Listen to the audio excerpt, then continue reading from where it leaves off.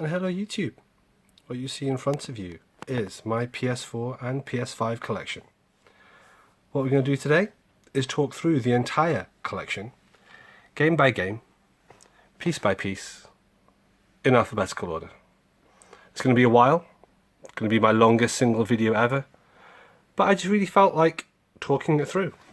Letting you know what I think, showing you what I have in my collection, why I have it, and what I've played and when I'm planning on playing other things.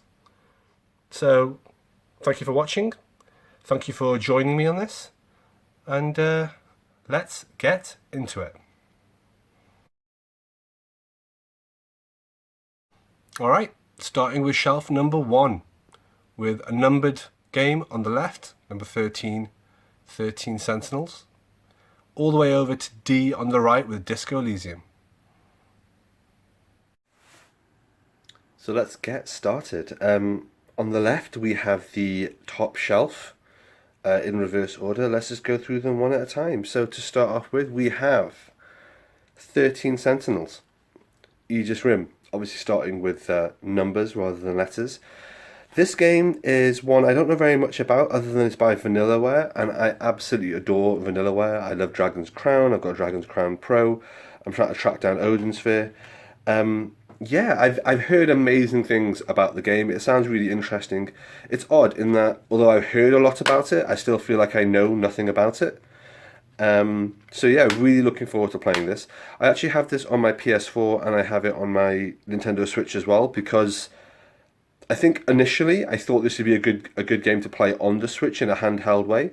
But then I thought, why not have it in both platforms? That's something I do sometimes. I'll get something on a handheld platform and I'll get something on a tabletop platform as well, just because sometimes a game kind of deserves it. And this is a bit of a punt, this is a bit of a speculation, but I really have high hopes for 13 Sentinels and look forward to playing it. Alright, next up we have Anthem. There's a lot that could be said about this game. What can I say that hasn't already been said before? Basically, Anthem died way too soon. It's massively underrated. I didn't play it when it came out originally. In fact, I played it after it had come out, after it had been massively criticised, after it had essentially failed, and just before they cancelled it forever. So I think I played this about 2, maybe 3 years ago. It's great. I've played a lot of other games like it. So I played stuff like Destiny and so on, which I guess was always the elephant in the corner whenever people try to describe Anthem without comparing it to Destiny. And I'll be honest, I preferred Anthem. I love the world. I love the aesthetic. After playing the game for the first time, I actually went out and bought the art book because I just thought it was great. Yeah, it had so much potential, and now, I mean, the servers are down, you can't even play this at all, and they've given up on the idea of Anthem 2.0, which is a massive shame as well. I have it on PS4, and I actually have it on my Xbox One. I think I played it on my Xbox One originally, and then I just saw this somewhere for £2 or £3, so I thought, why not pick it up for the PS4 collection? Atomic Heart. Right, this is a PS5 game. I don't know much about it, other than it's kind of like a bit like Bioshock, but set in Russia, maybe. It's a PS5 game. I do not have a PS5, and I do keep my PS5 games combined in with my PS4 games on the basis that I'm going to get a PS5 in the next couple of months. It's a funny one when it comes to hardware and what I'm doing with getting a PS5 and the choices I'm making, but I guess I'll touch on that later on when I get to another PS5 game. But yeah, Atomic Heart. So if you can't see this, this says Azure Striker Gunvolt Striker Pack. So this is Azure Striker Gunvolt 1 and 2. These are, I guess, the kind of indie games, the kind of retro games, the classic pixel arty sort of games, side-scrolling shoot-em-ups. I've played them a little bit, again, on my Switch, and I just saw this cheap somewhere, and I thought, you know what, I like the franchise. I think there's 3 games in the series, and yeah, so I picked this up, and yeah, glad to have it in the collection. Battle Chasers Night War. Again, haven't played this. Do have it on the PS4. I do have it on the Switch. I love Battle Chasers as a concept. I've been a fan of the comics ever since the comics originally came out, say 10, 15 years ago. Battle Chasers as a comic was an imprint of Image Comics, called Cliffhanger, and the artist behind it was a guy called Joe Madureira. If you're familiar with him or you're familiar with his art style, it's because he was the person behind Darksiders. So Darksiders 1 and 2 at least were like just all from his visual style, his art style, his design style. Battle Chasers Night War is a turn-based strategy game which I love. It's Battle Chasers universe which I love. I'm sure I'm going to absolutely adore this. So really looking forward to playing that. Heavy Rain Collection. Now, this is one of the ones which is an upgrade disc. I had Heavy Rain on my PS3, and I had Beyond Two Souls on my PS3. I've played Heavy Rain. I enjoy it. I know it came in for some criticism at some point, but I enjoyed it. I haven't played Beyond Two Souls yet, but I want to play it. I like Quantic Dreams and that sort of thing. So, what is this? Oh, there's 2 discs. I didn't realise it was a 2-disc thing. Well, there we are, 2 discs. So I wanted to play this, and yeah, I have it in the collection. So I actually, I still have my PS3 versions, but I have that for another side project that I'm not really going to be playing those discs anytime soon. So I have that here. Bloodborne. I don't know if anyone's ever heard of this. Apparently, it's quite a niche game, not very popular. No one really wants a remake of this on PS5. Okay, alright, yeah. Just for those people on the internet who don't understand sarcasm or satire, yes, I'm aware this is Bloodborne. I'm aware it's incredibly popular. I'm really looking forward to playing it. I'm slightly more inclined to play this than I am to play Dark Souls, on the basis that Dark Souls is kind of a hack and slash medieval thing. This apparently has guns in it, I think. So, looking forward to playing that. Next up we have The Chant. I have no idea what this is about in any way. PS5 game. I picked it up because it was dirt cheap, which isn't necessarily a good sign. Comes with a slipcase, comes with an art book, and yeah, it's in mint condition, complete in box. It's got a bunch of voucher codes and things there. Yeah, I think it looks like a horror game. I don't know what it's about though. Occasionally I do this. I will be in a shop and I will just see something which I've never heard of before that looks vaguely interesting. Oh, here's the art book. That looks vaguely interesting and is really, really cheap. I think a lot of people would view that as being a good indication of shovelware, or the very least middleware. But in my experience, every now and again, when you take one of these leaps of faith and you just do a blind buy and you pick something up, it ends up being amazing. This probably isn't going to be amazing, but that's not going to put me off from doing these blind buys every now and again. Kronos, Before the Ashes. Okay, I know nothing about this, but I have heard good things. There's Kronos Before the Ashes, and then there's another one, I think. There's like a series. There's 2 or 3 of these games. So, yeah, this is the first one. I can't really tell you anything about it, other than I have it, and I will pick up the sequel, and then I'll play them.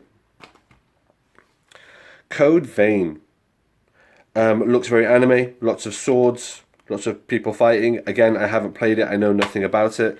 I think I bought it on the basis that it was going to look a little bit like Nier Automata, but yeah, I haven't played it, so I don't really know. So there we are, Code Vein. Dark Souls. This is the Dark Souls trilogy, so you don't often get slipcases like that anymore. We've got Dark Souls Remastered, we've got Dark Souls 2 Remastered, and then we've got Dark Souls 3. So these contain all the DLC, all the extras, all the various bits and pieces. Yeah, I've never actually played Dark Souls, and I'm not confident I'm going to enjoy it. But it's one of those things I guess you kind of have to have in your collection. And yeah, I'll give it a try. I mean, don't get me wrong, I'm intrigued by stuff like Elden Ring and things like that. And I do like From Software, but I don't know. I don't know if Dark Souls is going to be for me. It sounds a little bit too brutal and punishing. I think if I do like anything from Software in this generation, it's much more likely to be Bloodborne. Alright, pop that over there. What is next? Darksiders 3. Huge Darksiders fan. I haven't got Darksiders 1 or 2 yet on PS4, but I did recently find out they've been remastered for PS4. So I'm going to get those and I'm going to get rid of my PS3 versions. Darksiders is just fun. Darksiders 1 is loads of fun. Darksiders 2 is loads of fun, even though the storyline makes very little sense. especially relative to Darksiders 1. But yeah, really good, enjoyable experiences. So Darksiders 3, I know it wasn't quite as critically well received, but to be honest, this was after the studio went bust and got bought out and then got sort of resurrected and so on. So I'm more than happy to support them as well. Darksiders 3. I haven't played this, so I don't know if it's leading up to a Darksiders 4 or is that the end of the trilogy. I guess I'll find out. Darksiders Genesis. Again, part of the Darksiders universe. So this, I gather, is a top-down twin-stick shooter. Looks a lot of fun. Artwork looks great. I also have this on my Nintendo Switch on the basis that it's a good console for those sorts of shooters, for those more pick-up-and-play kind of genres. Yeah, looking forward to that as well. You'll notice a trend in that I haven't played anything that I've shown you so far. I don't know if I've played anything on this shelf. Days Gone. I know very little about this. I know all about the drama about it. It underperformed. Actually, it performed really well. They should have made a sequel. Lots of beef from the developers. I literally don't know what it's about. Is this a zombie game? Is this a survival game? Is this a co-op shooter? Is this a walking simulator? I literally know nothing about it. However, that did not deter me from buying the game. Yes, I do the mystic thing of straightening up the discs every single time. Death Stranding. I haven't played this, unsurprisingly. I don't have much to add about it because I don't think anyone that's even played it really knows what this game is about from what I've gathered. The only thing I'm going to say is that this is one of those games where I may well upgrade it to the PS5 version, the Director's Cut version. And again, looking forward to playing this. Speaking of PS5, the next PS5 game we have is Deathloop. Kind of a classic roguelike concept. Unbelievable it took so long for someone to come up with it, I guess. Don't know much about the storyline, but I've heard great things. I saw the trailer. The trailer looks good. PS5 game. It is available on PS4. But I just saw the PS5 game going for, I think, like £6 or something, so picked that up. Space Hulk Deathwing. I appreciate this should potentially go in S, but I have it in D because the Deathwing is far more prominent. So Deathwing, turn-based Warhammer 40k. I've not played it. I do look forward to playing it. It's a nice condition. It's the enhanced edition, which means I guess it's got the DLC and so on. And yeah, I'm a big Warhammer 40k fan. I'm a big fan of turn-based strategy games, so why not? Detroit Become Human. I have not played this either, but given it comes from the same place that Heavy Rain and Beyond Two Souls came from, not that I played Beyond Two Souls, but as a result, looking forward to playing this. A friend of mine played it, basically called like an interactive movie, which I suppose I used to be quite derisory towards in the sense that, well, you want a game with some challenge and so on and so forth. But now I'm more along the lines of, look, just enjoy whatever you want to enjoy. And I'm looking forward to playing this and having kind of a comfortable, comfy gameplay experience, not necessarily too challenging.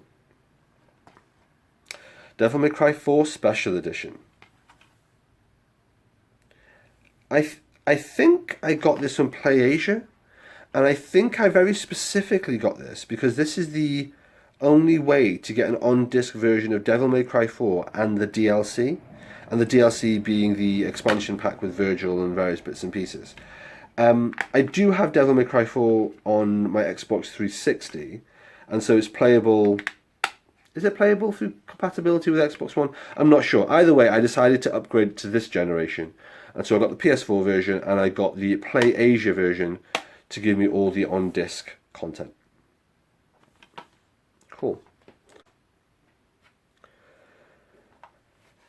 And last on the shelf we have Disco Elysium. So this is Disco Elysium The Final Cut.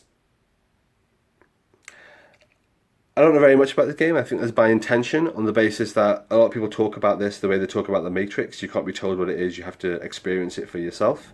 Fine, fair enough, narrative-driven game, I respect that. It's called The Final Cut, so I assume this has all features, DLC and so on it. I'm aware there is a PS5 version available. You can see here, PS5 upgrade available. And I could have bought that instead of buying this one. But this doesn't strike me as the sort of game where the graphical improvements offered to us by a PS5 are really worth the price difference. This was much cheaper than the PS5 version. So as a result, I'm totally happy to have this. I don't know what it's about. I don't know what sort of game it is. I was initially not very interested at all, but I've heard enough hype, and I've heard some YouTubers that I do follow talk about it enough times that I'm kind of like, do you know what? Why not? Why not check it out? So I picked it up on a budget from PS4. Okay, first shelf done. I guess now's as good a time as ever to talk about why I'm actually doing this.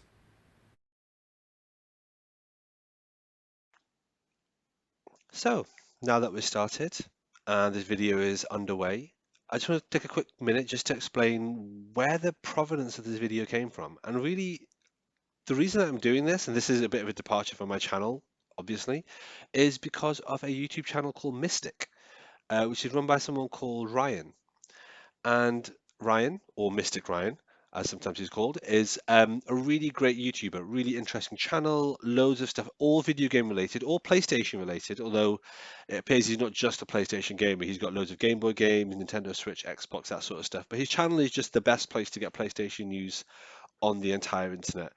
And huge fan of Ryan's channel, and in a lot of ways it kind of helped me decide the tone for my channel in terms of the way that he does things. I mean, he has slightly clickbaity thumbnails, but when it comes to his videos, he doesn't do drama, he doesn't do gossip, he doesn't do reaction stuff.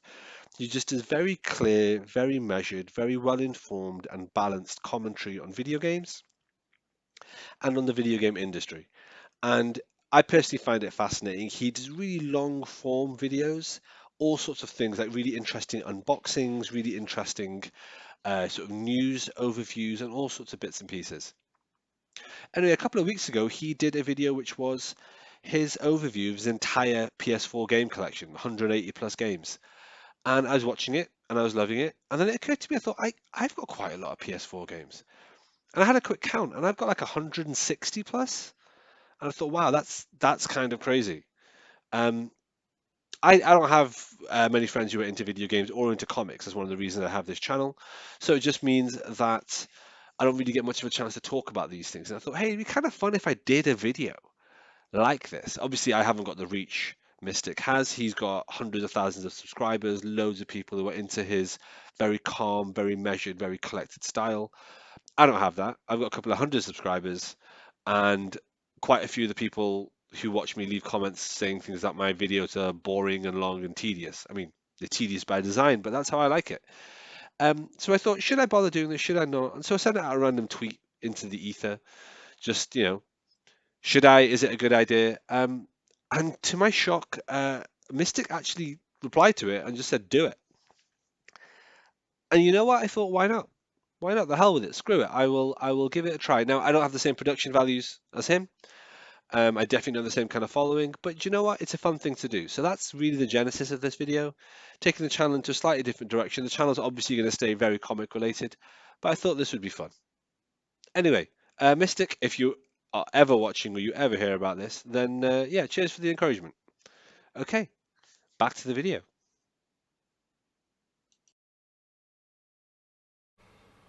Welcome to Shelf 2.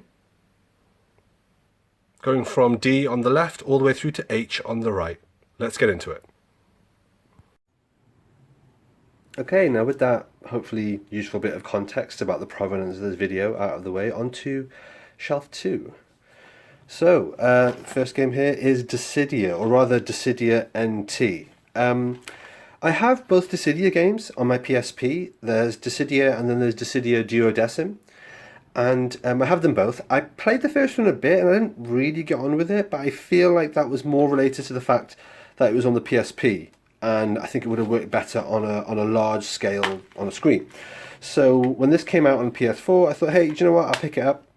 Haven't played it, unsurprising. I think we have yet to come across a game that I played. That's Dissidia.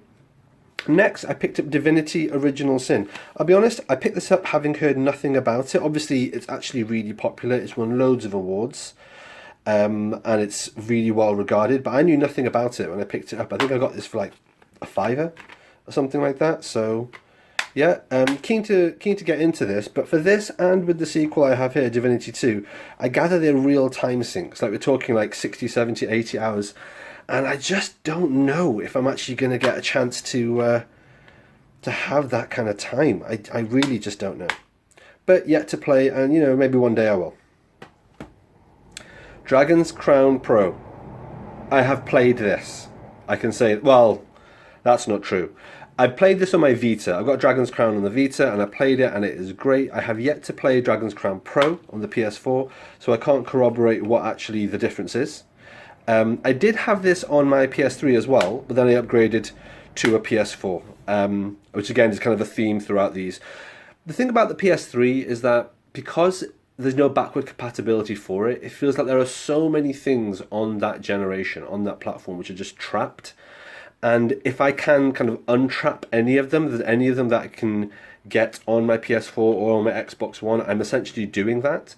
So hopefully soon enough, my PS3 collection is just going to be games that are exclusive 7th generation PS3 exclusives. Because I think with remasters and sort of re-releases on PS4, combined with the Xbox backward compatibility program, ideally I should be able to access most of my games on my current generation, my 8th generation of consoles. Next up we have Earthlock. This is kind of an indie game, kind of a limited release. It looks interesting. I like the art style. Again, it's an RPG, but it looks like kind of a retro RPG, so keen to play this. So I've got that. And then Eternites. This I actually bought brand new on the basis that I just had this weird feeling in the back of my mind that it was going to sell out and be hard to get hold of. I don't know very much about this. It feels like a very kind of anime-inspired game based on the look. I think it's like a slash 'em up. So you have swords, it's action, but also there's some aspect of visual novel, storytelling, that sort of thing to it. I'm keen to play this. PS5 version only. There is a PS4 version available, but I got the PS5 version. I guess it's time to address that particular point. The reason that I get some PS5 games and I mix them in with the rest of my PS4 collection is because I'm going to get a PS5 very, very soon. I haven't bought one yet, and the reason for that is that I'm a late adopter when it comes to technology. I never bought a PS4. I bought a PS4 Pro. Well, that's not true. I bought a PS4 as a gift for a friend of mine, so I bought that in the first month it came out. But I never bought myself a PS4 until the PS4 Pro came out. And I was very, very happy with that. I'm happy waiting, because I've got such a backlog of games elsewhere that really I don't feel the pressure or the FOMO. So with the PS5, I never bought a PS5 when it came out. I was planning on getting the PS5 Slim or the PS5 Pro. The PS5 Slim is now out, and I would rush out and buy it, except the PS5 Pro is around the corner. Now, what I'm debating or trying to work out is whether or not I get the Slim or the Pro, and that really is based on this rumour, which I think is likely to be true, that the PS5 Pro is not going to have a disk drive. It'll have a detachable disk drive that you need to separately buy and plug in, activate online and so on. And if that's the case, I don't think I'm going to get a PS5 Pro. I want a unit with an integrated disk drive. There's no real rationale behind it, but I don't need to have a reason. So I think I'll be getting a PS5 at the end of the year. I don't know which one I'm going to get, whether it'll be the Pro or the Slim. Based on the rumours, I suspect I'm just going to end up getting the Slim rather than the Pro. I don't think the enhanced power of the PS5 Pro is going to push me to the point that I'm happy to get something that's digital only, because obviously, as you can tell, I love my physical media. But yeah, that's kind of why I haven't got a PS5 yet. But I am picking up the games because obviously I'm going to have a PS5. And all PS4 games, barring I think 3 games, are backwardly compatible. So yeah, hence the PS5 mixed in with my collection. Next up we have Fade to Silence, which I've heard very few people ever mention anything about. This game looks awesome, based exclusively on the cover art. It seems to be kind of like a God of War wannabe, and it wasn't really critically well acclaimed, but that cover looks really interesting. And I saw it going for, I think, like £5 or £10, and based on the cover art alone, I thought, do you know what, I'll give it a try. Like I say, sometimes these blind buys for these unknown or critically not acclaimed titles end up being some of my favourite games ever, so wanted to give that a try. Final Fantasy 15. For those of you paying close attention to the bit before this where I was showing the actual images on my shelf, this wasn't on my shelf, and the reason for that is this is actually currently in my PS4. Hence no disc. It's a great game. I'm enjoying it. I got the day one edition here, which was a bit remiss. I didn't buy this on day one. I just bought it later on secondhand, I think. But it doesn't have all the extra downloadable content, so episode Arden, episode Gladius, Gladiolus, or whatever it is, all that sort of stuff. So really, in a perfect world, I should have got the Royal Edition that has all the extras. But anyway, so I've got this. Maybe I'll upgrade it to the Royal Edition if I find that cheap somewhere one day. The game is fun. I'm paying no attention to the storyline. I'm currently playing this. I've sunk about, I don't know, 30, 40 hours in. I'm halfway through. I think I'm on chapter 8 out of 14. And to be honest, I don't know what is going on. I barely know my own name, let alone the name of anyone else with me. I don't know where I'm meant to be going, what I'm meant to be doing. Random characters keep on turning up. And I think this is really kind of a testament to the fact that Final Fantasy, at least Final Fantasy 15, is now just part of a huge Novo Crystallis world franchise, extended Final Fantasy universe sort of thing. And I haven't really been able to commit enough time to really understand that. In addition, I am starting to suspect this may well be the last Final Fantasy game that I play.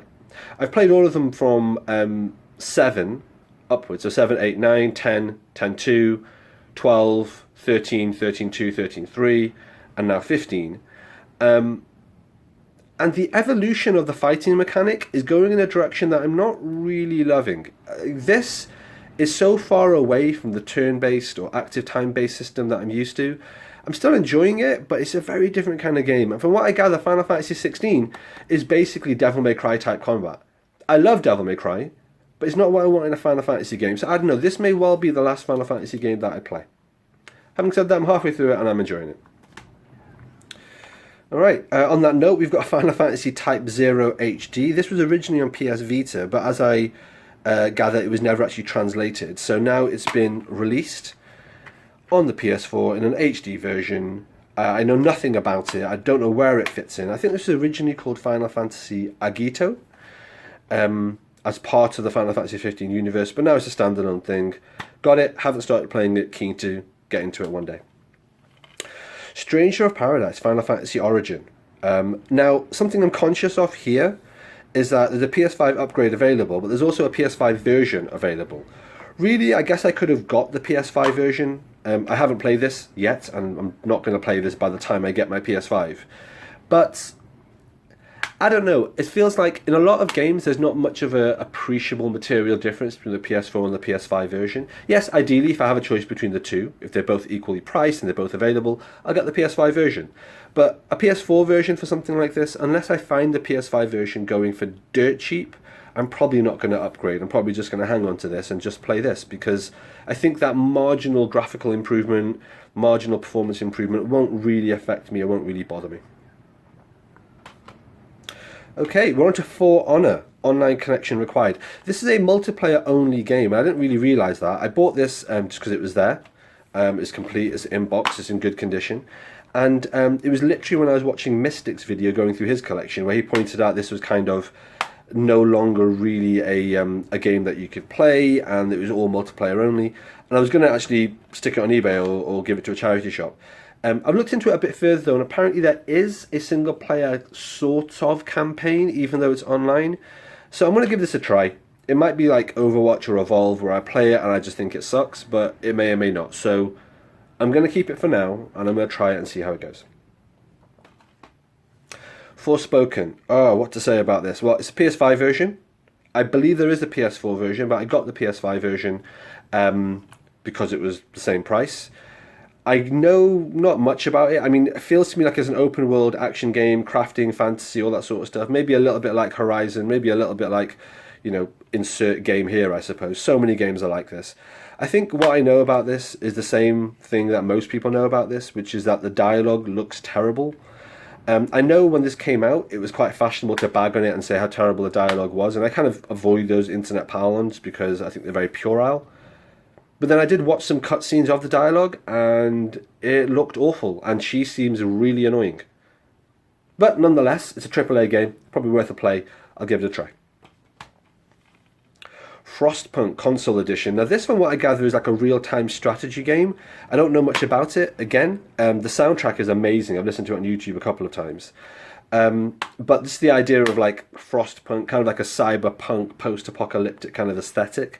I really purchased this for the aesthetic alone, and then always worth trying a good real-time strategy game. So knowing nothing about it, I knew nothing about it when I bought it, And then I picked it up, Googled it later, and I found out, yeah, maybe there's some mileage here. Get Even.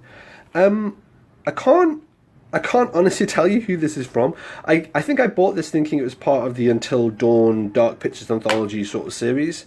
Even right now, I don't know if it is. I think it's that sort of game, in that it's like an episodic, choice-based game, very cinematic. But I can't remember who it's by. I don't know what it's about. I don't know where it fits in. Yeah. God of War 3 Remastered. What can I say about this? Obviously, I was going to get this because God of War 3 is otherwise a PS3 exclusive. A remastered version, you've got me. I played God of War 3. I loved God of War 3.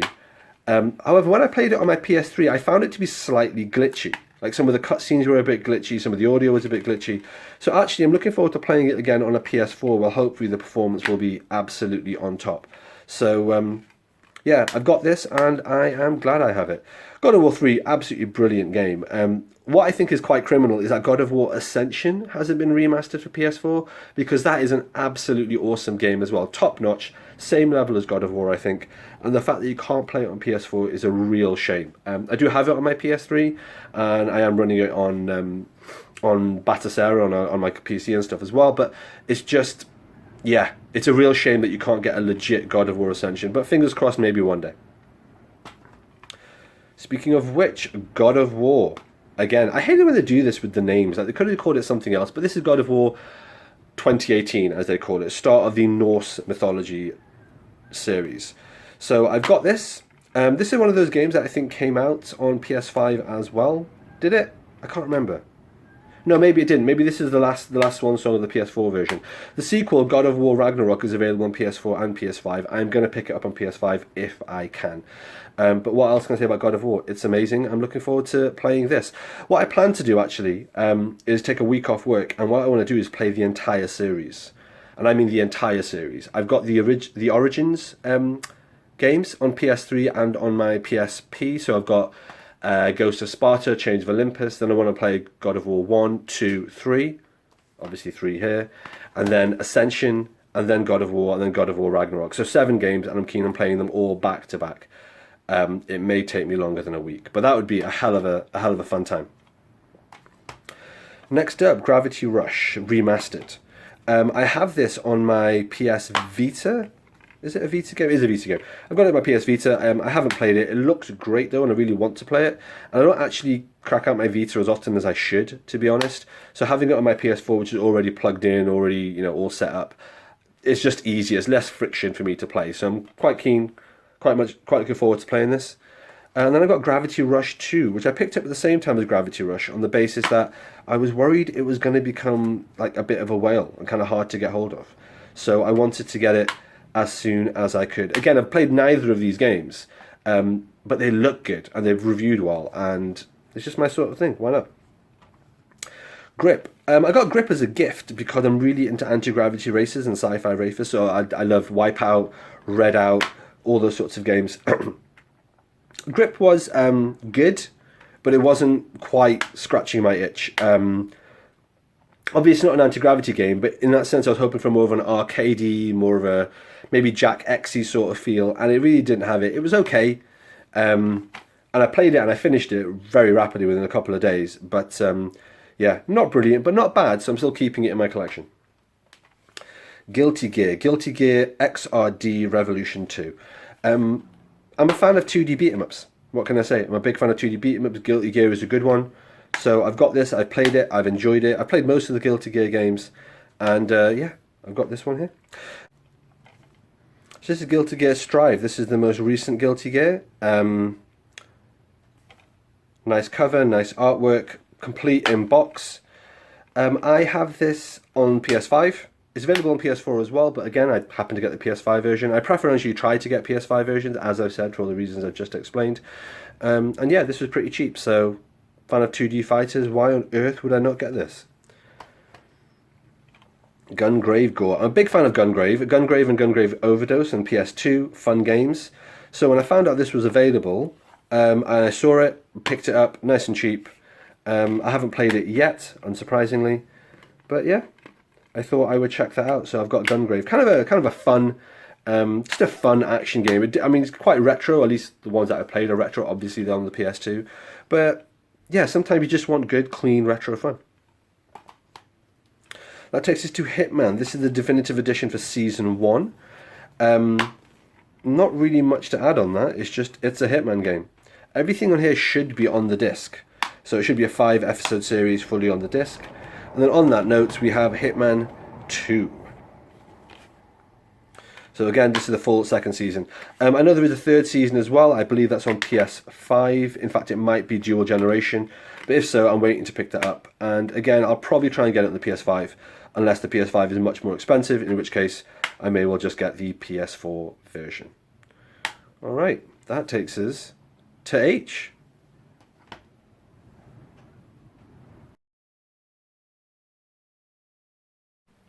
And now we are on shelf 3, from H on the left all the way through to M on the right.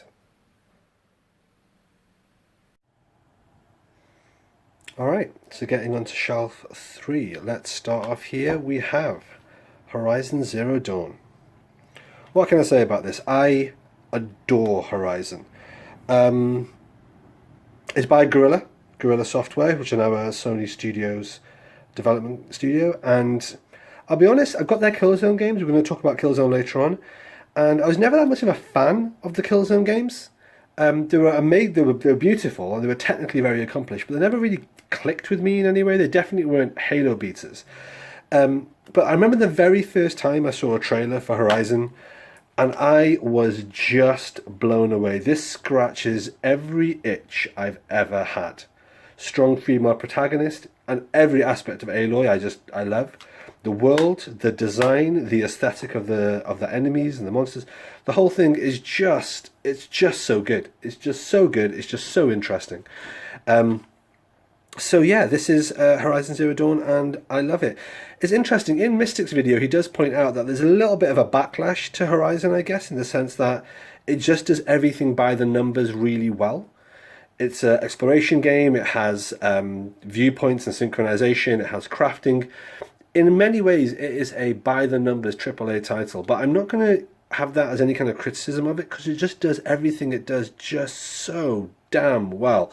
I absolutely love it. I've got the art book, I've got the guide, I've got this, I've got some posters of Horizon on my wall. I've got the Lego of the tall neck, which is awesome. I bought a whole bunch of the little mini Funkos. I'm planning on using those to make like a chess set for Horizon, and it's just great. Can't say anything about it. This is a 10 out of 10 game. This is a killer app, as far as I would define the term, in that if this was literally the only game on PlayStation, it's worth buying a PlayStation 4 for. I played it, obviously. I've only played it the once, and this particular version is the original Horizon Zero Dawn version. There is obviously the complete edition that has the Frozen Wilds expansion. Now, I bought the Frozen Wilds expansion digitally, and I played it, and I loved it, and I thought it was great. I guess I've got to accept the fact that this isn't complete in the box. No, everything's on the disc. So I guess at some point in the future, if I do see the Horizon Zero Dawn complete edition with the Frozen Wilds available in a shop for like very little money, I might pick it up. But as it is, I guess this is one of those things where I just kind of accept I have this, and I'm just going to have it as something that requires the DLC, because I do view Frozen Wilds as a really key and critical bit of DLC. Yeah, I'm just going to kind of accept that. I do love this artwork, and I prefer this to the Frozen Wilds version, so yeah, I guess I'm just going to stick with that. Staying on the Horizon theme, we have the PS5 version of Horizon Forbidden West. I haven't played this, because I haven't got a PS5. I'm really looking forward to playing this. I cannot wait to play this. I think an important thing to point out is I bought the PS5 version very deliberately, even though I wanted to play it as soon as I could. And the simple reason for that is because this comes on one disc, whereas the PS4 version is on 2 discs. In addition, as I subsequently found out, the Horizon Forbidden West version on PS5 is going to get the Burning Shores DLC, which is now out. And so that's another reason to play the PS5 version. That said, I gather a complete edition on PS5 is going to be released at retail, which is going to be the full thing with Burning Shores on the disc as well. Really want to get hold of that. But again, similar to Zero Dawn, it's one of those things where if I've just got it without the DLC and I've got the disc, that's fine. This is going to be the first game I play when I get my PS5. Cannot wait to play it. Apologies, by the way, if you're not familiar to my videos. Occasionally I do get some shadows and some crazy lighting. I basically rely on having a sunny day where I live to get reasonably good lighting. But I don't want it to be too sunny, so it's all a matter of timing, really. Cool. Let's pop those over there. What is next? House of Ashes. This is a Dark Pictures anthology game. I haven't played any of these, but I have got most of them. So I've got House of Ashes, I've got Little Hope, I've got Man of Medan, and so on. We'll see all those in a second. Again, I'm aware PS5 version is available, but I don't think that the graphical upgrade or enhancements are really worth me hanging on or paying more for a PS5 version, in my opinion. I don't know anything about these games other than, as far as I gather, they're like Heavy Rain, but all horror themed. I'm down for that. That seems okay. Yeah, so we've got a complete inbox. Just as a thought, like, what do you all think? Should I be storing these by the D for Dark Pictures Anthology so they're all together, or should I continue storing them by name, which is what I do at the moment, so they're all kind of scattered throughout my collection? Let me know what you think. Next is Immortal Unchained. I will not be surprised if you've never heard of this. I'd never heard of it. I saw it in a shop. I picked it up just because it was dirt cheap and looked really interesting. And the back of it looked really interesting. From what I can tell, this is Dark Souls, but through the lens of Warhammer 40k. So like a space cyberpunk kind of neo-gothic sort of thing, but also Dark Souls-y. The reviews, from what I gather, were kind of average-ish. But again, as I've said before, you know, sometimes these blind buys just really scratch my itches. So I'm very keen on playing that at some point. Infamous Second Son. I have played and completed this game. I think I platinumed it. I think I did. Really enjoy this. Love the Infamous series. Absolutely love, love, love the Infamous series. And I actually think I prefer this character, Delson Rowe, to Cole McGrath in the original Infamous 1 and 2 games. Infamous is one of those series, both this and First Light. I think they were great. Finished both of these. Definitely platinumed one of them, but I can't remember which one. If you are tempted to pick them up, I would point... push that out of the way. I would point out this is not as short as people say it is. It's actually a fairly chunky bit of gameplay. But you should play it after playing Second Son. Great games. Really, really enjoyed them. It is criminal that Infamous 1 and 2 haven't been released on PS4. I've got them on PS3. I'm going to keep them on PS3 because, unfortunately, because they're not backwardly compatible, it's another reason I haven't yet boxed up my PS3. But yeah, the Infamous games. Highly, highly recommended. Enjoyed those loads. This I actually picked up literally a couple of days ago. Injustice, God Among Us Ultimate Edition. So it has all the DLC of all the extra characters. I have this on my PS3. I finished it on my PS3 with, I think, every character, barring the DLC ones. Really enjoy it. If you know anything about my channel, I'm a huge comic fan, a huge DC fan. So this scratches all of my itches. This is great. Absolutely love this. Love the comic as well. Huge Tom Taylor fan. Love his writing. Well, I should clarify. I love his early stuff. So Injustice was brilliant. And, you know, his early writing was absolutely fantastic. But I suppose the later stuff... well, I haven't read too much of it, but I'm not sure it's remained quite as strong. Anyway, back to the game. Injustice, Gods Among Us. This is the first one. A lot of people don't realise this was re-released on the PS4 because it was never re-released on Xbox One as far as I am aware. But really glad I have this because this is yet another PS3 game in my PS3 collection that I can now demote to giving to someone or sticking on eBay or something like that. Next up, unsurprisingly, Injustice 2 with this really cool steelbook and this really good kind of slipcase. The slightly annoying thing about this, I haven't played this, by the way. I haven't played this, so I have no idea what it's like. The slightly annoying thing about Injustice 2 is that there is now a legendary edition of Injustice 2 that you can buy as a physical disc, and I obviously don't have it. So maybe I should upgrade this. But that said, I really do like it. Look at that cover. Supergirl is possibly my favourite comic character of all time. So, yeah. I don't know. But anyway, Injustice 2, looking forward to playing that. These games are the sort of ones that really I should buy digitally because they're good to have just installed on your PS4 for just random pick up and play fun. So if they ever do become really, really dirt cheap in the PlayStation Store, maybe I will do that. Next up, we have John Wick Hex. I bet you didn't know there was a John Wick game. And I bet you didn't know the John Wick game is a turn-based hexagonal strategy shoot 'em up kind of game. So yeah, really not what you'd expect. And I love the direction they've gone with this. That said, I haven't actually played it. Surprise, surprise. And I do also have it on my Switch because it strikes me as the sort of game that would be really good on Switch. I'm generally, well, I might say I'm not a John Wick fan. I love the first movie. It's absolute cinematic perfection. But each subsequent movie gets worse and worse. In my personal opinion, John Wick 4 is one of the worst movies of all time. I know that's a controversial opinion, but hey, that's what the internet's for. All right, what do we have? Killzone Shadowfall. Yeah, so this is from Guerrilla. This was a launch title for the PS4, I think. A bit of a technical showcase, a bit of a technical powerhouse. Totally see that, totally understand why. It's a good game. I have to say, I enjoyed this quite a lot. But one thing I will say is the opening level of Killzone Shadowfall, maybe even the opening 2 levels, oh my god, they were torture. They were absolutely horrific. They were just really poorly designed level structure, really poorly designed mission structure. Oh my god, they really put me off. But if you can get past those, what you have is a really solid, really decent Killzone game. Part of me does kind of enjoy the Killzone 3 a little bit more, in that Killzone 3 actually has a few things in it which are precedents to Horizon Zero Dawn. Some of the enemy animations, some of the enemy robots. But that's purely a thing that I personally found interesting. It's not really a reason to recommend Killzone 3 over Shadowfall. Shadowfall is great. Just dig deep and try and get past those first few levels. Next, Kingdom Hearts, the story so far. I haven't played it on PS4, but I have played all of these on the respective consoles. So Kingdom Hearts 1, Kingdom Hearts 2, Birth by Sleep, all the various bits that are in here. I played most of all the substantive versions. So I don't think I played stuff like Dream Drop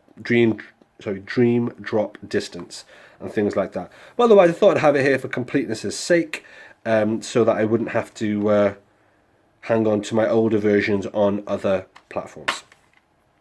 As you can see here, it's a two-disc release. I kind of prefer it when these, like with the Heavy Rain Beyond Two Souls one, when they're actually just in the case on either side. I don't like these kind of spindles in the middle, but such is the way of the world, I think. Cool. And obviously, given this is the story so far up to Part 2 Final Mix and all the spin-offs, unsurprisingly, the next one we have is Kingdom Hearts Part 3. I have not played this, but I'm looking forward to it. Kingdom Hearts is a good, fun series. I enjoy it quite a lot, but I don't enjoy the combat as much as I enjoy good, solid Final Fantasy combat, but I do enjoy the aesthetics a great deal. So, good series. Glad that I have it, and at some point I'll play Kingdom Hearts 3. The weird, slightly annoying thing about Kingdom Hearts 3 is that there's no guide from Piggyback Guides. So if you remember strategy guides back in the day, there were really nice, lovely, glossy ones for Kingdom Hearts 1, Kingdom Hearts 2, but none for Kingdom Hearts 3.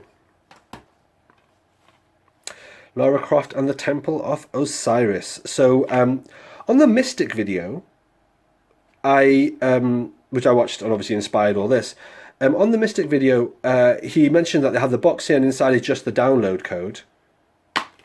Not so. I don't know if this is a European thing, but I have the physical disc for Lara Croft and the Temple of Osiris.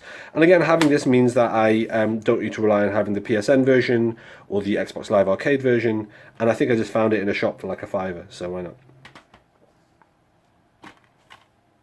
The Last Guardian. This was a gift from one of my best friends. Really touched that he got. Actually, the same guy who I bought a PS4 for him as a gift.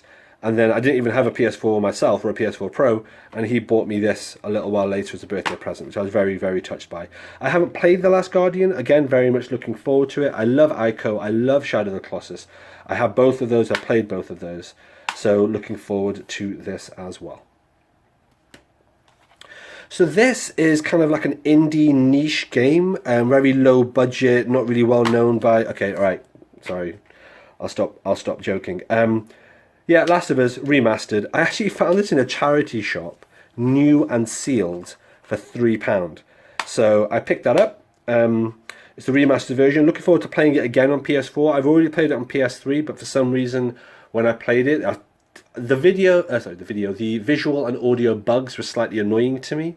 There weren't many of them, but there were enough that it just broke the immersion. So I'm looking forward to playing the remastered version.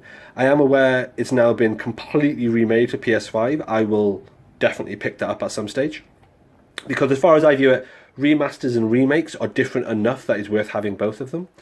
And why not? I mean, you can see my collection. It's not like I'm trying to keep it trimmed down. Last of Us Part 2, PS4 version. Not played it. No spoilers, please, although the internet has spoiled it for me, largely speaking. Got both discs in here. I am aware there's a PS5 version, and I may well get the PS5 version preferentially, because it'll be one disc. And obviously, you know, it'll have the various kind of visual enhancements and so on. I guess it really depends, and I haven't done my research, but it really depends on whether or not Last of Us Part 2 on PS5 is a remaster or a remake. If it's a remaster, I may not bother. If it's a ground-up remake, I probably will. I'm not going to lie. What's next? Left Alive Day 1 Edition. Look at that artwork. How cool is that? I've no idea what this is. I've no idea what it's about. I don't even know what genre it is. Is this real-time strategy? Is this third-person action, first-person shooter? I've no idea. I bought it exclusively because I like the font. And the font is kind of cool. So I thought, why not? And it's by Square Enix, so how bad can it be? Yeah, I know nothing about this game. Life is Strange. I actually don't want this on my PS4. I have all the other Life is Strange games on my Xbox One. So the fact I've got this on PS4, why do I have this? Oh, I remember. I bought this specifically because it came with the soundtrack. And I love the Life is Strange soundtrack. Like, I adore it. I listen to it all the time. So it came with the Life is Strange soundtrack, and that's why I have it. Hang on. There we go. I do this automatically. I don't know if it's obsessive compulsion or what's this. Feel free to use this if you want. I am going to do this. Yeah, so I don't know what I'm going to do with this. It feels a bit strange to me to have series that are bouncing from different platforms. I either have everything on the Xbox or everything on the PS4. All the others I have on the Xbox. This I only bought so I could get the soundtrack and the art book. In fact, the art book I sold on eBay later. So I'm probably going to sell this and then swap it out and get the Xbox One version. But anyway, Life is Strange, amazing, amazing game. I played this during COVID. It had a huge emotional impact on me. Absolutely adore this. And the developer themselves... Oh, I hate it when this happens. Yeah, I think Mystic's the same, in that when these things aren't lined up, it really annoys. Yeah, the developer is the developer that made Remember Me, which is one of my favourite games of all time. And I really wish that would get a PS4 re-release, but alas, these things are not to be. Dark Pictures, Little Hope. Again, it's another Dark Pictures anthology. Again, I know nothing... Oh, that doesn't sound right, does it? What is this? Oh, no! Ah! It's broken. God damn it. When did this happen?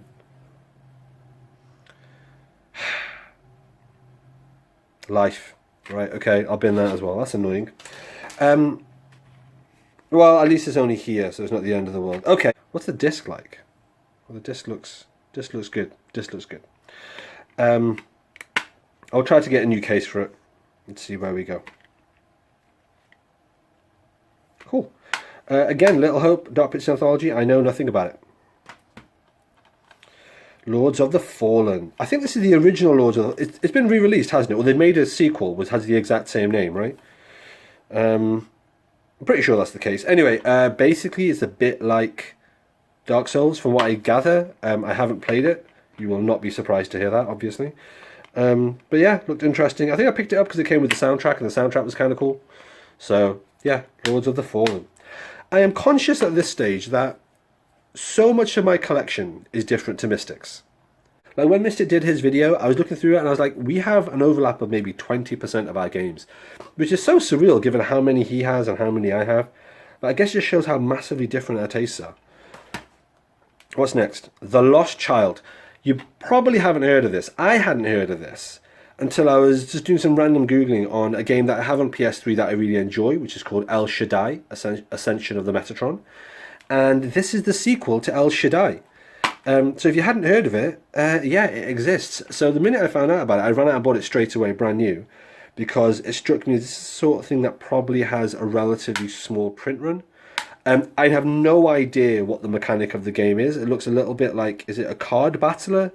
Is it an action game? I don't know. But I really enjoyed El Shaddai, and so I wanted to snap this up before it became impossible to get. Alright, going strong. Lost Sphere. Sphere spelt this way. I know nothing about this. I was at a gaming convention and someone was selling it and said, yeah, this had great reviews, and I think I just bought it out of politeness as much as anything else. I think it's a role-playing game, but I have no idea. Another Dark Pictures game, Man of Medan. Again, I know nothing about this. I don't even know what order to play them in. At some point, I'm going to take a week off and then just kill off all 5 of the games in one go. And I'll probably just do them in chronological order of release. But I don't know when I'm going to get a chance to do that. And then last on this shelf, Marvel vs. Capcom Infinite. I absolutely adore 2D fighting games. I'm a huge comic fan, as you're aware. So Marvel Comics as well as anything else.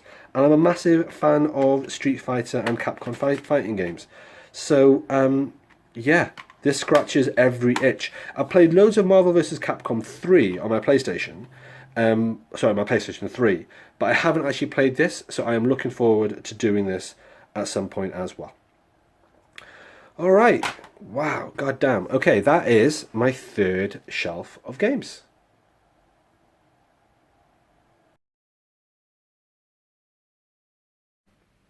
Here we have shelf 4. M on the left, moving all the way into the R's on the right. Let's have a deeper dive. And now we're on to shelf number 4. So no further ado, let's start off with Metal Gear Solid 5 Ground Zeroes. And obviously Metal Gear Solid 5 Phantom Pain. I've not played either of these because I haven't yet played Metal Gear Solid 4. I really want to play it, and I've got it on my PS3. I just haven't got round to playing it. I played all the other Metal Gear Solid games. I really enjoyed them, really like them. Haven't played 4, and therefore I can't yet play 5. I know that they're doing various remasters, and they've done like a Volume 1 collection of Metal Gear Solid so far. I know it's kind of controversial because Konami are basically not very pleasant and have a lot of reprehensible business practices, and they treated Kojima really badly. But at the same time, if they do a Volume 2 of the Metal Gear Solid Legacy Collection, if it includes a Metal Gear Solid 4 remake for PS4, I have no choice. I'm going to be all over that because it's just one major step closer to being able to pack away my PS3 forever. Having that game of such apparent amazing quality locked in the PS3 just feels just so cruel. So, yeah, one day. Next up, we have Mortal Shell. You may or may not have heard of this. I think there's a version of this on PS5. I think. I have no idea what it's about. It looks like a hack and slash game. Maybe it's a bit Dark Soulsy. Maybe it's not. I don't know. But yeah, I have it. Let's see what happens next. Mother Gunship. I picked this up quite recently. This is a low print run as far as I think. It's kind of an indie game. This is a boomer shooter. This is a boomer shooter for want of any other kind of description. I didn't know anything about it picking it up at all. I picked it up because of the picture and the cover art. But from what I can tell, it just looks like fun. 4 or 5 hours, first person shooter, run and gun fun. Murdered Soul Suspect. So this is, I guess, going to be a little bit like the Dark Pictures anthology, but it's not by those people. I haven't played it. I imagine something a little bit like Heavy Rain, maybe, which I enjoyed. But I don't know anything about it. I know it got decent-ish reviews, so I will definitely look forward to playing that at some point. Next up, Mutant Year Zero Road to Eden. Now, Mystic had this in his collection video. He got this in a random haul. He does random hauls where he goes on eBay and spends £100 and gets like random mystery boxes. I specifically went out and bought this because this apparently is like XCOM, but it's not XCOM. It's like XCOM in like a post-apocalyptic mutant wasteland, which sounded cool, so I picked it up. I also think I have this on my Nintendo Switch, but I suspect on the Switch is going to be hard to play. I've played XCOM 2 on my Switch, and it is hard to play because the text is just so small. I have a Switch Lite. I don't have a Switch that plugs into a big screen, so yeah. But anyway, if this is anything like XCOM, it should be fun. Next up, Nier Automata. This game is just beautiful. It's exceptional. I love it. It's fun. It's The music is great, the art is great, the storyline is so clever. I played this through about 5 times, which is what you need to do to get all the endings. And yeah, just a really emotional, great experience. This is Nier Replicant. This is the prequel to Nier Automata, but it came out afterwards. So if you're not familiar with the history of it, there was the video game Nier, which itself is a spin-off from Drakengard, the series. And Nier was largely a role-playing game, but slightly odd, with some bullet hell kind of mechanics. And then Nier Automata was done by Platinum Games, the people behind Bayonetta. And then subsequent to that, they came and remade Nier, the original Nier, into this Nier Replicant. I haven't played this, although I have played the original. But this is a full, from the ground up remake of Nier with Platinum Games' trademark combat style. So that should be a lot of fun, but at the same time, I'm not in a massive rush to replay it because I've already played the original version before the remake. Alright, Neo. I've got this, and I've actually got Neo 2 as well. I know very little about them. Samurai stuff, I guess. I do know they've been re-released on the PS5, but this is one of those things where I think the PS5 version is 2 games in one box, and I actually prefer to have games in separate boxes if I can. It just looks nicer, I think. And I doubt the graphical upgrade is going to be so profound that actually it'll make a big difference. So I'm quite happy with the PS4 version. Speaking of PS5, we have this Observer System Redux. I don't know what this is. Is it like Dead Space? Is it not? I've no idea.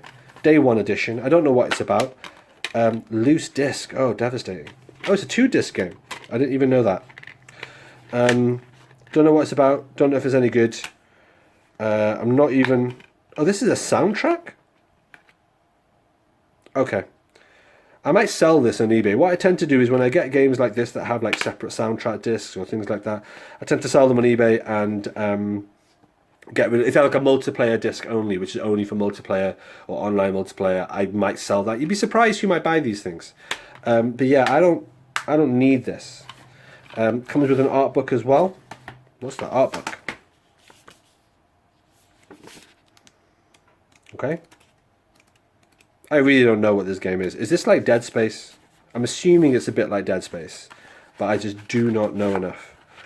But yeah, there we go. Alright, note to self, take out soundtrack and sell separately. Akami HD. Had this on the Wii, loved it. HD version of the PS4. Yeah, great game. Great game, highly recommended. I've got this and I've got Akami Den on the Nintendo DS as well. Both great games. The Order 1886. Ready Till Dawn. Ready Till Dawn with the development studio, and they were just so damn talented. They did the God of War games on PSP. This was their first full-on game off of the PS4. It was a launch game. It was a technical showcase, and this basically got killed on arrival by some really irresponsible video game reporting that said that you could speedrun the game in like 3 or 4 hours. I mean, the truth is, you can speedrun Halo 3 in 50 minutes. Like, speedruns of games don't exactly give you an indication of how long it takes. This game took me about 10 hours to finish. And I wasn't speedrunning it, I wasn't taking my time, I was just playing it normally. This has got a campaign as long as any Call of Duty campaign. Longer than recent Call of Duty campaigns. So the fact that it just got maligned was just a real shame. The game mechanic itself was good. It was a little bit action light, and the storyline was kind of just more about setting up the politics for a franchise, but I still really enjoyed it. What can I say? Rest in peace. Gone too soon. Other Side. You may or may not have heard of this. I saw a trailer for it, and I was so impressed. I bought it on PS4 and on my Switch literally the same day. I haven't played it. This is the next game I'm planning on playing on my Switch. I'm currently playing Hades. So after I've done that, I'm moving on to Other Side on there. It is a turn-based tactical game with a really interesting visual style. This isn't actually available physically in Europe, so I had to pick this up as the American editions for both of them, for the Switch and for the PS4. I do that occasionally. I buy things on both a tabletop console and a handheld console if I'm really excited by it. I don't often do it on something I haven't played, but I was so excited by the trailer for Other Side that I really could not contain myself. Outriders. PS5 upgrade available. I'm only going to get the PS4 version. I have this version. I'm not 100% certain what this is. Is this a little bit like Lawbreakers or Overwatch or Battleborn? I don't really know. I'm hoping there's a single player campaign element to it. Otherwise, much like my purchases of Overwatch and Evolve, this is a waste of money. So I'm really hoping there's a single player campaign here. But I do know that, much like games like For Honor and things like that, it's internet required. So if this ends up being something where there isn't really a single player element, I'm going to end up getting rid of this. The Pathless PS5, there's a PS4 version available. I would have happily got the PS4 version because looking at the graphics of this game and what I've seen from gameplay trailers and the like, is not really going to benefit hugely from PS5 improvements. But this happened to be in my local shop, it happened to be cheap, so I just picked it up. Ah, you have some art cards. Interesting. I may sell these on eBay as well because, well, I'll probably wait until I play the game. But, yeah. I doubt I'm going to be that into it. I mean, it looks good, it looks fun, but it doesn't look jaw-dropping. Persona 5 Royale.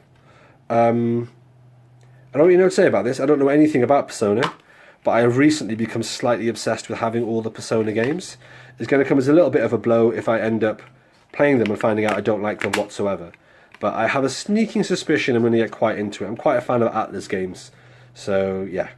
Let's see how this one goes.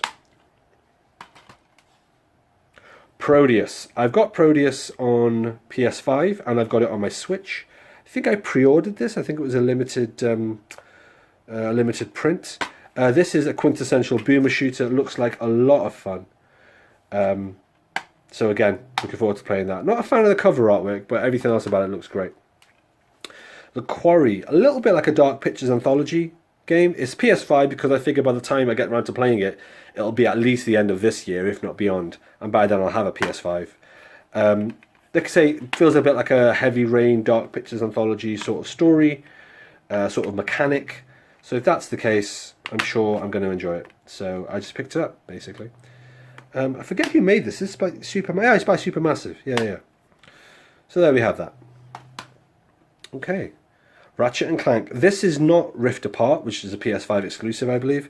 This is Ratchet and Clank 2016. It's a remake from the ground up of the original Ratchet and Clank from like 2005 on PS2. Mystic makes a good point, which is that this was actually a little bit controversial when it came out. People didn't like some of the changes they made from the remake. I haven't played it yet, but I did recently replay the PS2 version. I was playing it on my Vita. I've got the compilation cartridge, and I don't like the characterization in the original. Ratchet's kind of mean, and Clank is kind of annoying. So if they brought the characterization back in line with the more recent version, so for example the games on the PS3, then I am very much supportive of this, because I hadn't realized until I'd gone back to it, just how horrible Ratchet is. He's just mean in the original PS2 game. And there's just a lot of bits. The banter doesn't really work. There's a lot of anger between these two. So I'm looking forward to playing this and hopefully playing a remastered or remade version with some quality of life differences to their characterization. Redout. Haven't played this. This is the Lightspeed edition, but I have played Redout 2 Deluxe Edition. I'm aware PS5 version's available. As usual, I'm not planning on getting it because I don't think the quality of life differences would really validate buying two versions of the same game.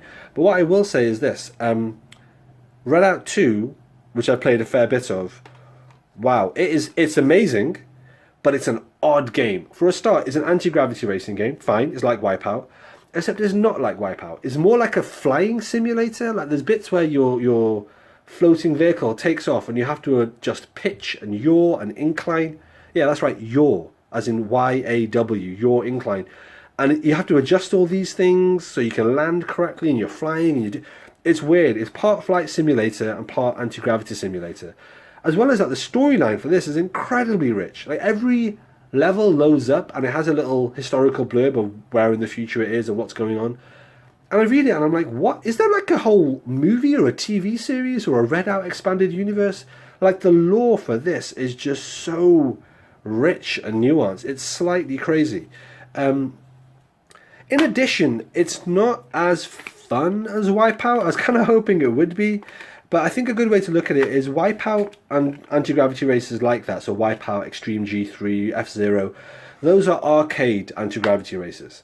This is like a simulation anti-gravity racer. So this is like, you know, your kind of your Gran Turismos or your Forza Motorsports, where it's actually as if they are real vehicles and you can tune every bit of them. And if you bounce off the wall, you actually damage yourself. And it's bizarre. It occupies a weird niche within the anti-gravity racing game genre, I think. That said, it's really good fun. I actually have it here. I have it on my Switch. I don't really play it on my Switch because if I'm going to play a racer on my Switch, I just play Fast RMX, which is amazing. And I have it on this, but as well as having it physically, I actually have it digitally on my PS4, so that I don't have to mess around changing discs, and I can just, if I'm just in the middle of doing something, like I've finished watching some Netflix, I can just flick over to Red Hat 2 and just play it randomly on my PS4, which is the same way that I have Wipeout installed on my PS4 as well. Alright, end of shelf 4. I have renewed respect for Ryan, from Mystic Ryan, for doing this, because wow, this is tiring.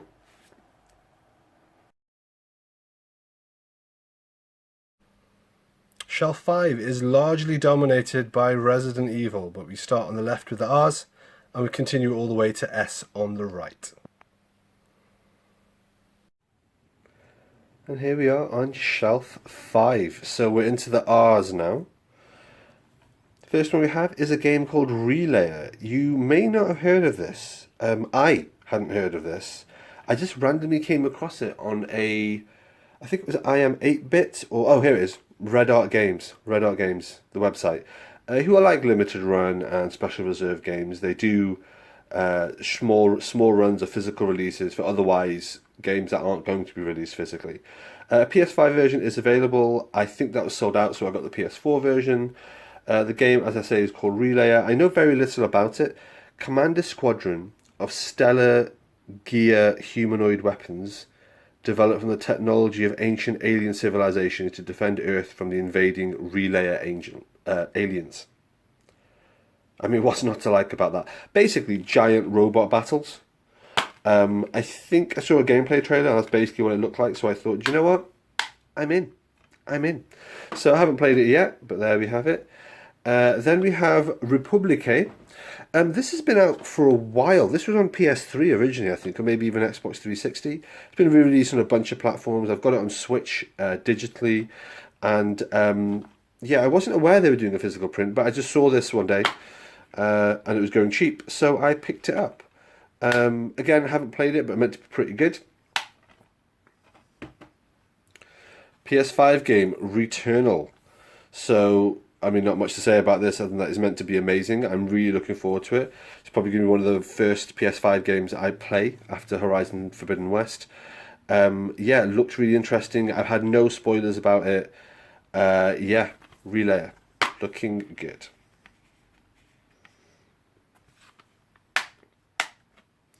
Then we get into, frankly, a long run of Resident Evil games.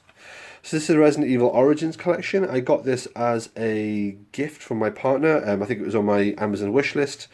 And so she got me that. So that's Resident Evil Origins collection. This contains Resident Evil 1 and 0, the classics.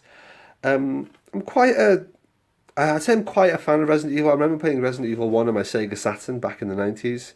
And really enjoying it. Resident Evil 0 I played in the GameCube, like maybe 5-10 years later.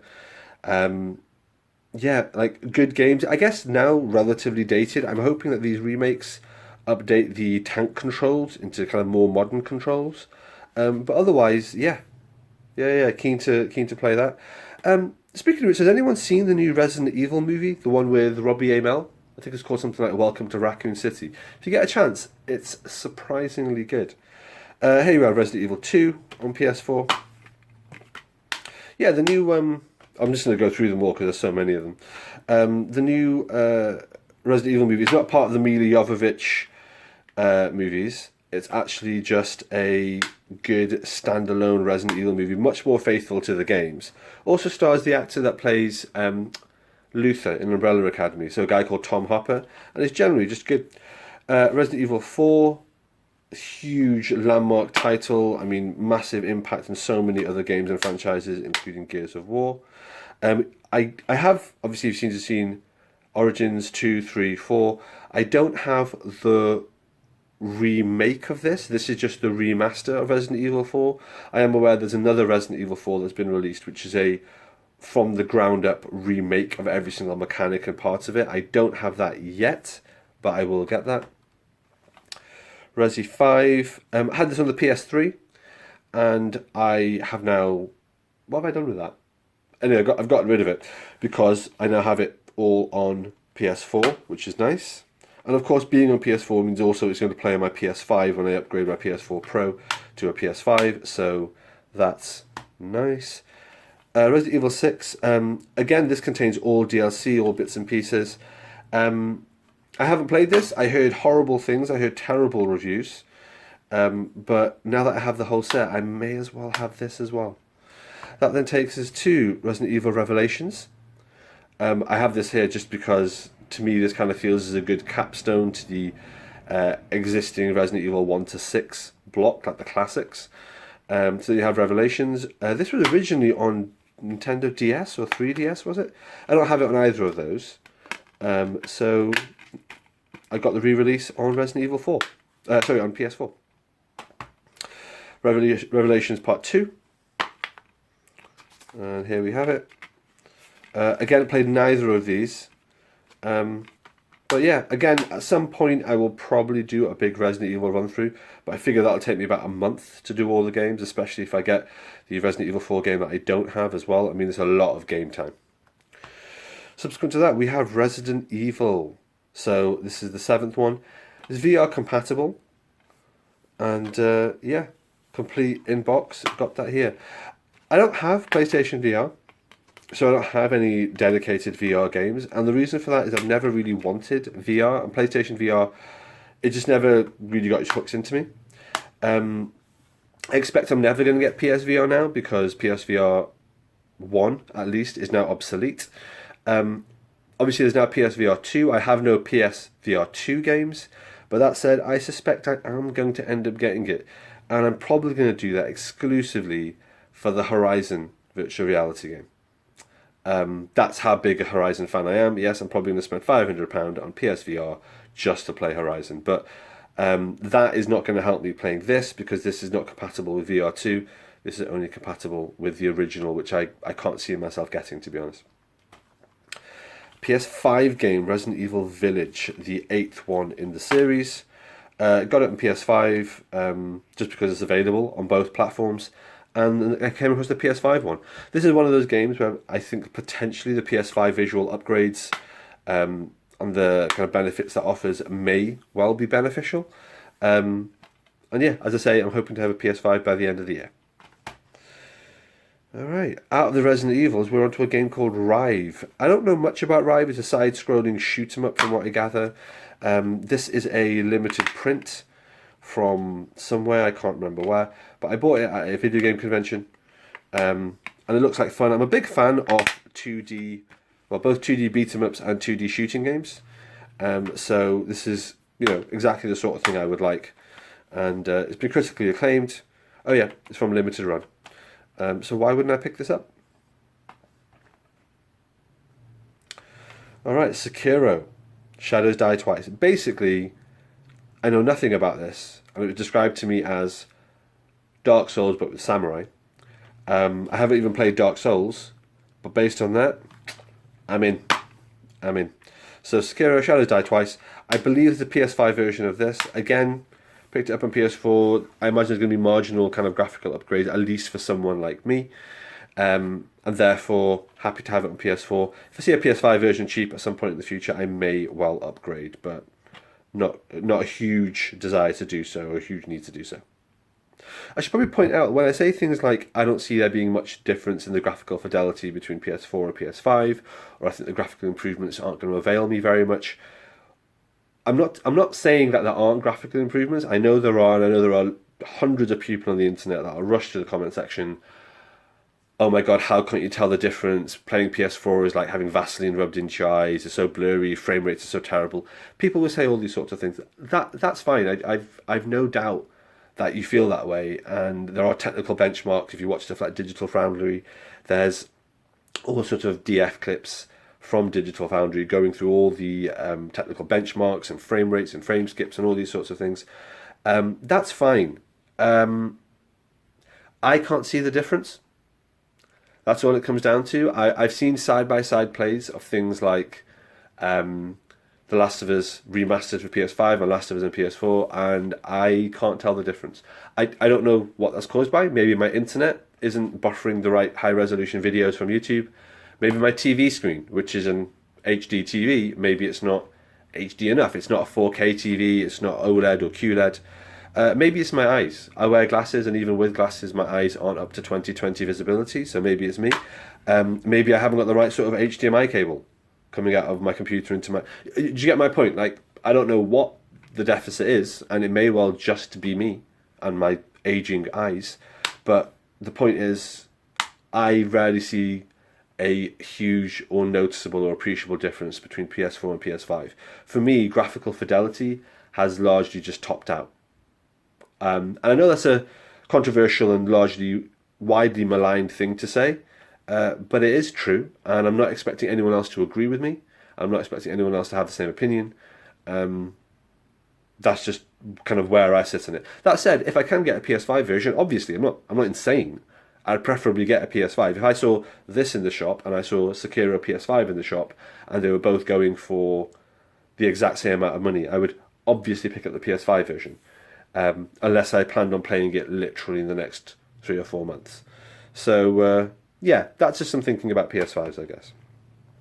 Shadow of the Colossus. This is a gift from a very good friend of mine. Love Shadow of the Colossus, but then, loved Ico, loved Shadow of the Colossus.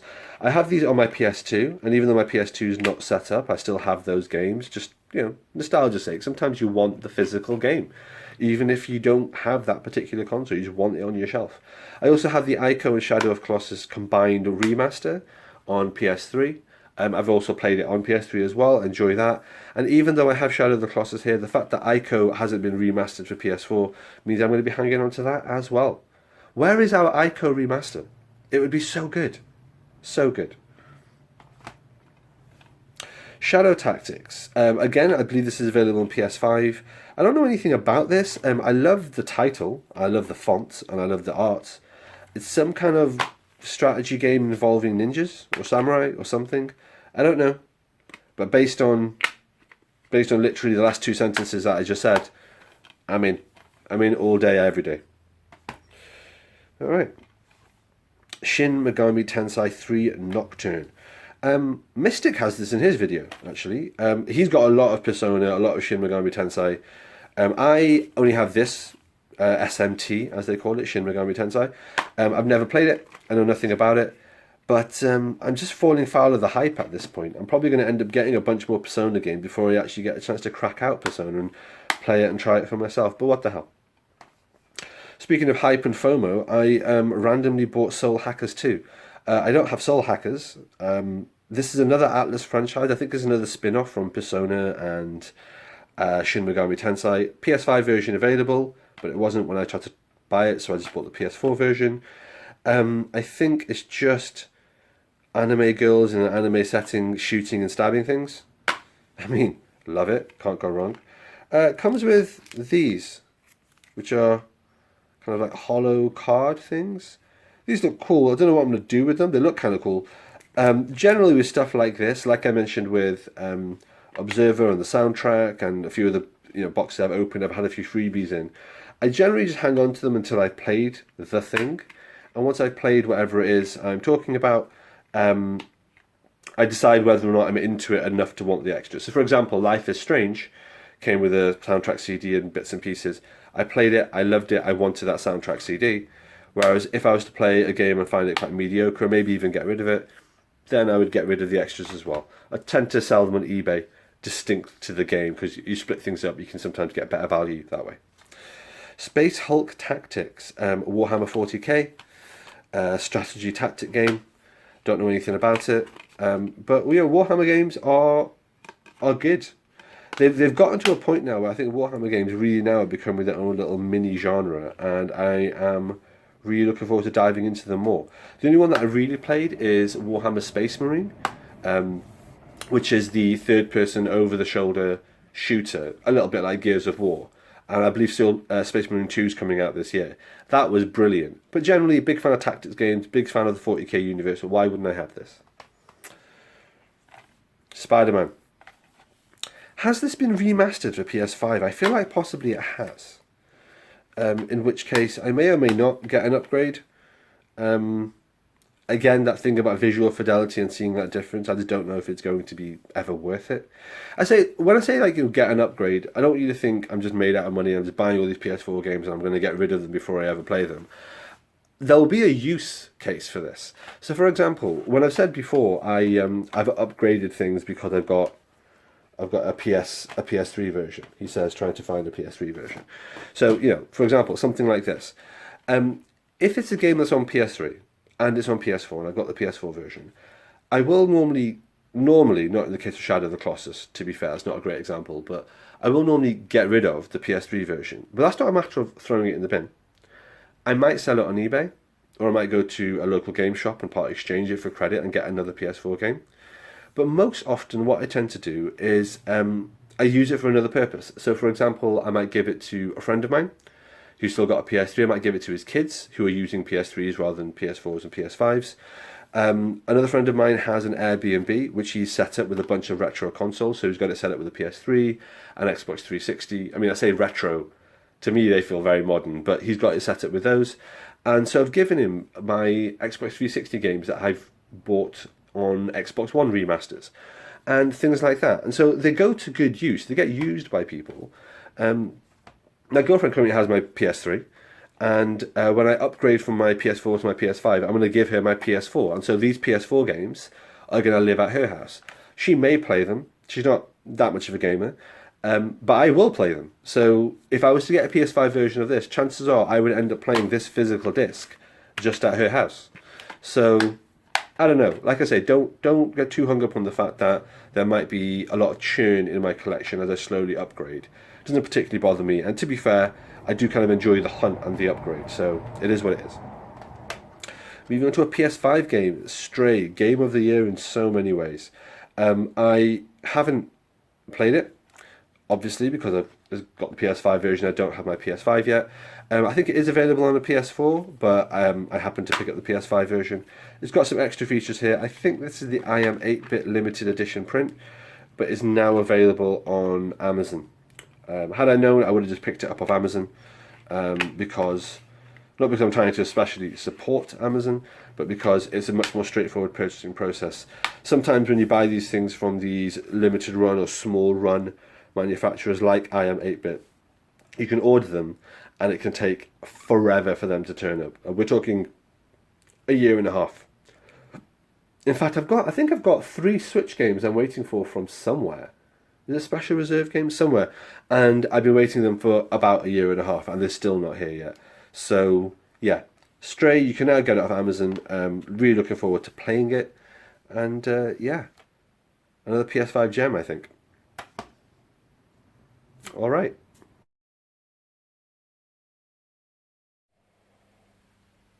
And last, but by no means least, we have shelf 6, starting at S on the left, going all the way to Z on the right. Let's have a look at this one.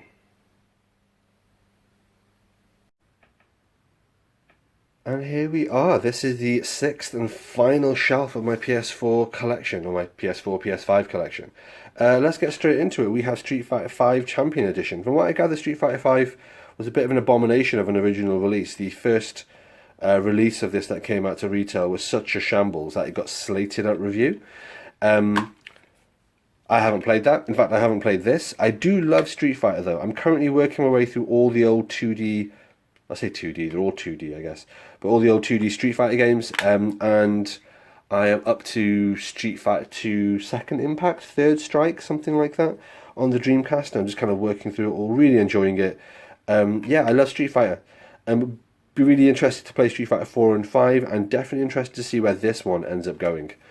But yeah, Street Fighter 5, big fan of 2D games. Speaking of which, Streets of Rage 4, the Anniversary Edition. This is probably worth talking about for a couple of minutes, because I am a huge Streets of Rage 4 fan. As I've said, I'm making this video kind of partly inspired and partly envious of Mystic Ryan and his gaming collection. And there's a part of his gaming collection where he talks about the Jak games.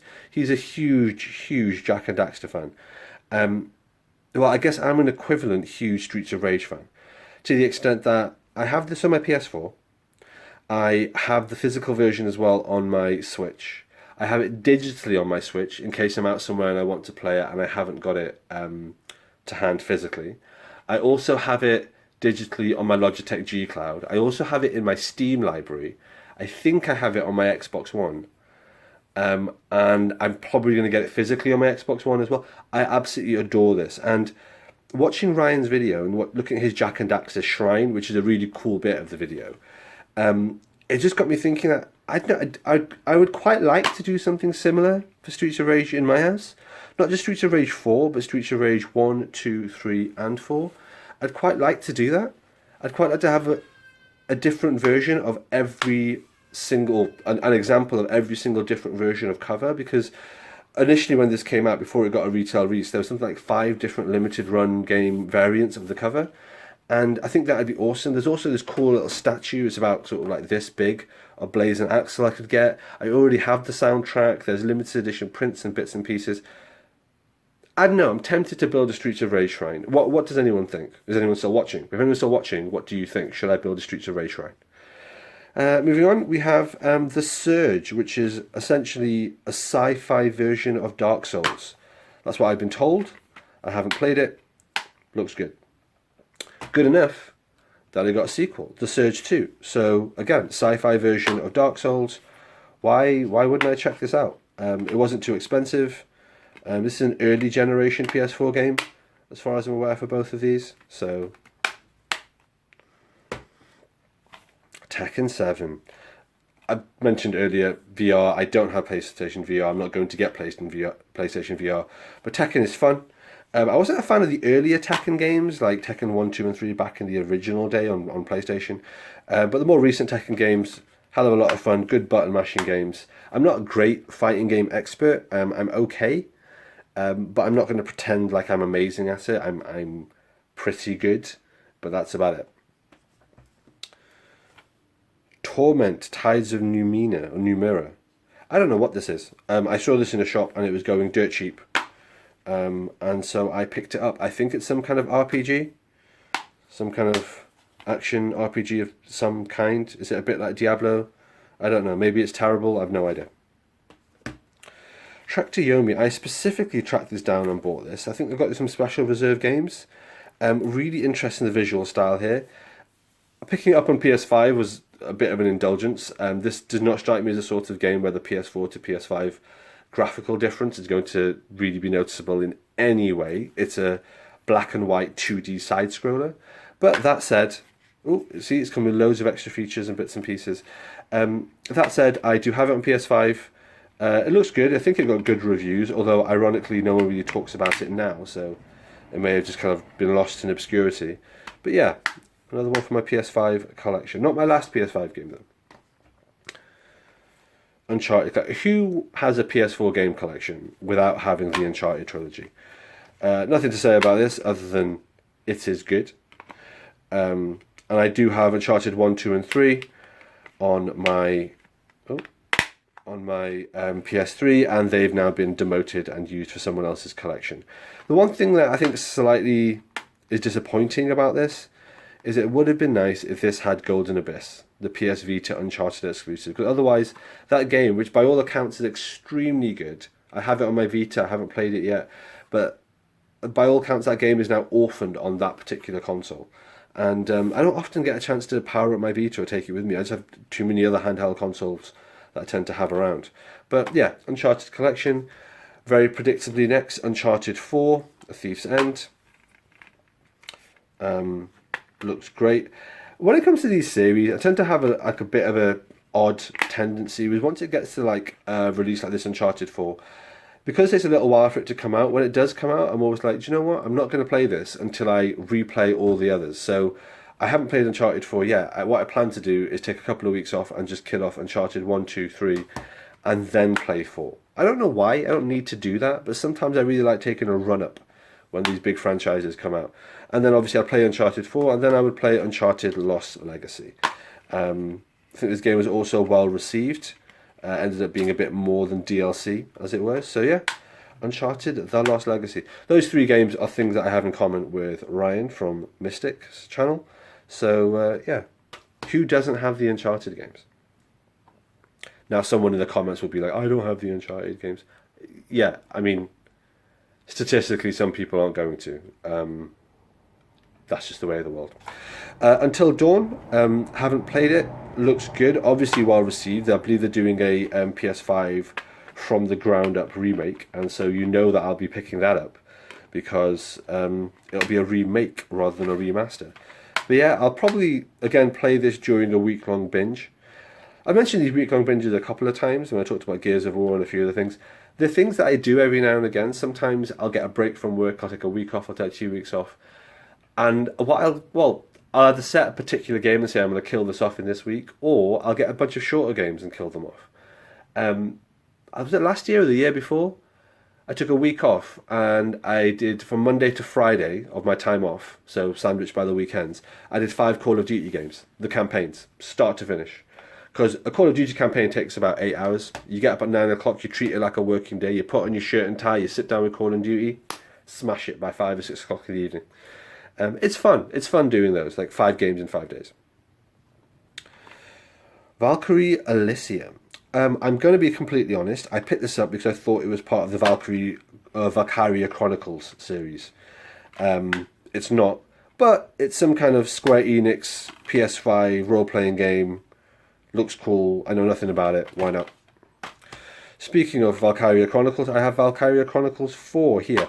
I'm looking to get the remaster of Valkyria Chronicles 1, and then I'll be able to get rid of the PS3 disc for that. I think it's a remake rather than a remaster, you see. But yeah, so I've got Valkyria Chronicles 4. I've also got this on the the PSP I played this on. Loved it, enjoyed it. So, well, it wasn't Valkyria 4. I think it was Valkyria 1 and 2 I played on PSP. I think it was a while ago. But yeah, I enjoy it as a franchise. So yeah, I got that. Velocity. In fact, this is Velocity 2. So Velocity was a game that was originally an indie game that came out on PS Vita, I believe. And it was very well regarded. And then Velocity 2 was the sequel, also extremely well regarded. And there is a physical print of it. It's a limited print, I believe. But I found it somewhere, picked it up. Haven't played it yet. I played the original, haven't played this yet. Looks good. Warhammer Mechanicus. I think I also have this on my Switch. Anyway, this is a strategic, tactical Warhammer 40k game on the PS4. I know that I've got several of these, but I'm a big Warhammer fan. So I need to play this at some point.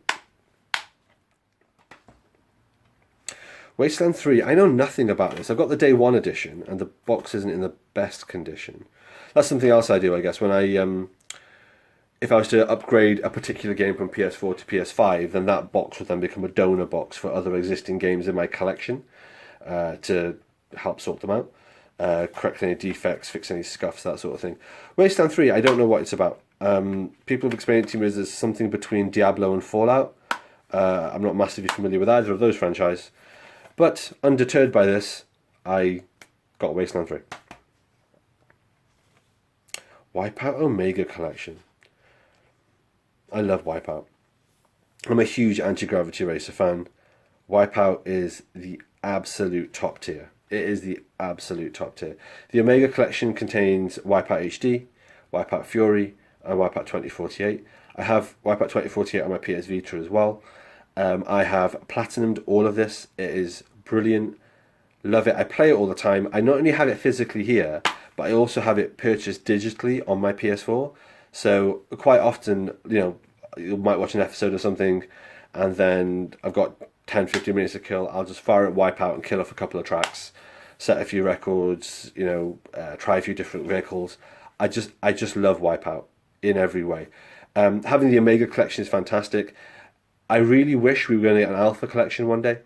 Wipeout 1, 2097, Wipeout 3, maybe even Wipeout Fusion. I know it wasn't very popular, but it'd be great to get some of these games. I've even got Wipeout 2D, which is something that's unique to the PS Vita. Huge Wipeout fan. It's one of the reasons I started getting into game emulation. I really wanted to play some of the original Wipeouts. Got such fond memories of Wipeout 2097. So yeah, great game. Really glad I have this. World of Final Fantasy, Day 1 Edition. I actively went out and bought this. I didn't just come across it in a shop. I found it on Amazon, I think. I know nothing about it. I purchased it exclusively because it's a Final Fantasy game. And I like Final Fantasy, so why not? As I mentioned before when I talked about Final Fantasy 15, I do suspect I'm going to get to the point that I start drifting off Final Fantasy now that it's moved into this more kind of real-time action, Devil May Cry kind of feel. So why not mop up the old turn-based ones? And here we have the only sealed thing in my entire collection, just because I haven't got round to unsealing it because I'm not sure if I'm actually going to play it. I have this on my Switch, and from what I've seen, it'll suit being played in a handheld. So what I'm going to do is play it on my Switch first. I've got it digitally on my Switch. And then if I like it, I'm going to unbox this and then I might play it on my PS4 as well. X-Morph Defense. It's like humans versus aliens on Earth. Top-down shooter, I think. Possibly he's got some strategy element, a little bit like XCOM. I don't really know. But yeah, I randomly got overexcited and hit by FOMO. I bought this, sealed, new, full and complete with all the bits and pieces in it. Didn't open it, because I also at the same time bought it digitally on the Switch. And this is one of those rare cases where I'm not going to unseal or open anything in case I don't like it, because this way sealed, I'll be able to get more on eBay if I get rid of it. But that's a very rare position for me to be in. Normally I just pop open whatever I buy as soon as I buy it. And finally, last but not least, Zone of the Enders Second Runner. Love Zone of the Enders. Some of my favourite games, or my favourite game series of all time. I would put it up there with something like Gears of War Horizon. Absolutely top tier. Much better than Metal Gear Solid. This is Kojima's like absolute masterpiece. I have this on PS2. In fact, much like Streets of Rage, I like this so much I've got multiple copies. So I've got the normal Zone of the Enders Second Runner for the UK and Europe. I then also have this specific Japanese limited edition with all the various prints and so on. Again, I'm kind of wondering whether or not I should make a Zone of the Enders shrine. I don't know. I do also have it on PS3, but the PS3 remaster was, by all accounts, pretty terrible. When the game was originally put on PS3, it was essentially unplayable, and the same with the Xbox 360 remaster as well. However, on PS3 they then released a massive patch. The patch was bigger than the actual base game, and that patch basically made it good. It made it completely playable. So, as a result, I got it on PS3 rather than getting it on Xbox 360. Since then, it's now been re-released again on PS4, and by all accounts, the PS4 version is actually a good version to play. So I have it on my PS4 as well in this nice little slipcase. Great game. It's such a cool idea in that the first game, Zone of the Enders, ends literally with you coming across the boss and getting absolutely obliterated to the extent that you run away, and that's the end. That's the credits. That's what you're meant to do, and that's just a fantastic idea to me. And then in the second game, you essentially become so powered up that you actually come across Anubis, who was the enemy at the climax of the first game. And this time, without Anubis being weakened in any way, you're now in a position where actually Anubis is kind of like the same level as you and on a par with you. And you can have this like awesome conflict with them. Cool, so there we have it, Zone of the Enders. Right, time to put these away and wrap up the video.